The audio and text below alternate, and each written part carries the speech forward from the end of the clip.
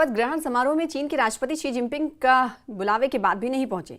Invitation के बावजूद Xi Jinping के ना जाने के गंभीर माने निकाले जा रहे हैं। ताइवान पर अमेरिका के रुख से खफा शी जिनपिंग नया वॉर फ्रंट एक्टिव कर सकते हैं। वहीं किम जोंग उन ने भी ट्रंप को शपथ लेने के दिन ही टेंशन दे दी है।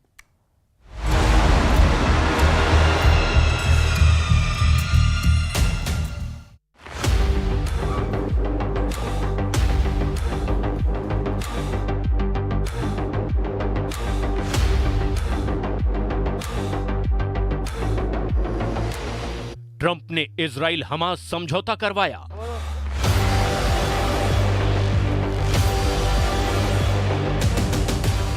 ट्रंप यूक्रेन रूस को भी युद्ध खत्म करने के लिए मना रहे हैं। ट्रंप ने ईरान पर चाबुक चलाने का प्लान बना लिया है। ट्रंप ने तुर्की को हद में रहने की बाउंड्री बना दी है। ट्रंप सभी प्रॉब्लम का सलूशन तलाशने का दावा कर रहे हैं, सिवाय एक टेंशन के, और ये टेंशन है ड्रैगन यानी विस्तारवादी चीन। क्या प्रेसिडेंट ट्रंप दूसरी पारी में चीन से पुरानी खुन्नस निकाल पाएंगे? क्या ट्रंप ताइवान को सुरक्षा की गारंटी देने जा रहे हैं? और क्या ट्रंप की सेकेंड इनिंग जिनपिंग पर भारी पड़ने वाली है?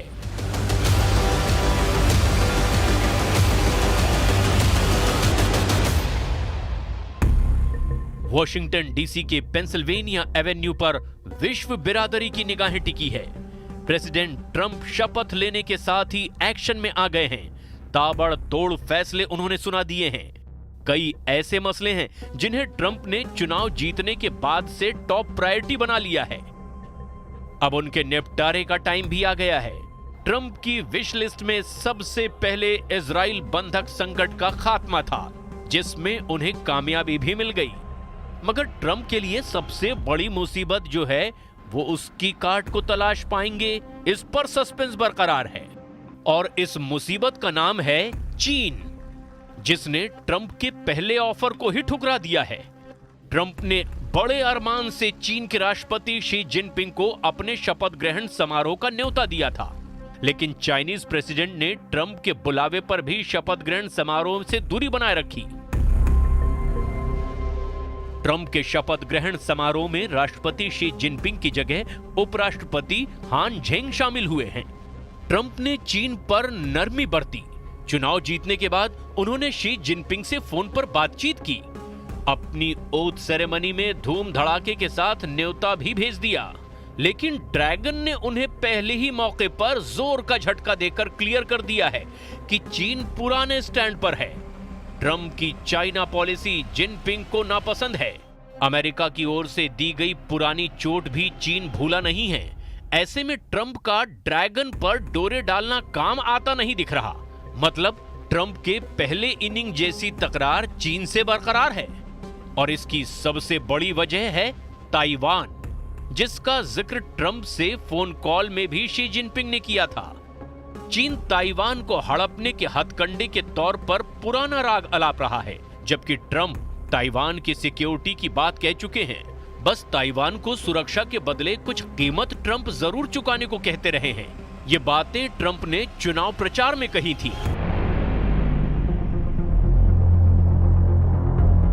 प्रेसिडेंट ट्रंप की चाइना पॉलिसी में ताइवान सबसे बड़ा फैक्टर है, और ये ऐसे भी समझ सकते हैं कि अमेरिका ने चीन के लाख विरोध के बाद भी ताइपे में अपना कार्यालय बना रखा है। अमेरिका ने ताइपे में एक बड़ा वास्तविक दूतावास रखा है, जिसे ताइवान में अमेरिकी संस्थान कहा जाता है, जिसमें राजनयिक काम करते हैं। ताइपे आर्थिक और सांस्कृतिक प्रतिनिधि कार्यालय संयुक्त राज्य अमेरिका में ताइवान के वास्तविक दूतावास का दूसरा नाम भर है, और ऐसा इसीलिए है क्योंकि अमेरिका ने ताइवान को एक देश के रूप में मान्यता नहीं दी है। ऐसे में अमेरिका वहां आधिकारिक रूप से दूतावास नहीं खोल सकता, लेकिन अपनी जरूरतों को पूरा करने के लिए आर्थिक और सांस्कृतिक कार्यालय खोलकर सुपर पावर ने चीन को सीधा चैलेंज दे रखा है। 2016 में चुनाव जीतने के बाद ट्रंप ने पहला फोन कॉल ताइवान के तत्कालीन राष्ट्रपति साई इंग वेन को लगाया था, जिसके बाद चीन बेहद नाराज हुआ। ट्रंप ने पहले कार्यकाल में वरिष्ठ अधिकारियों को ताइवान भेजा, जिसमें तत्कालीन स्वास्थ्य सचिव एलेक्स अजार भी शामिल थे, जो 4 दशक बाद ताइवान जाने वाले सर्वोच्च स्तर के अमेरिकी अधिकारी थे। ट्रंप प्रशासन अपने पहले कार्यकाल के दौरान ताइवान को जमकर हथियार सप्लाई कर रहे थे।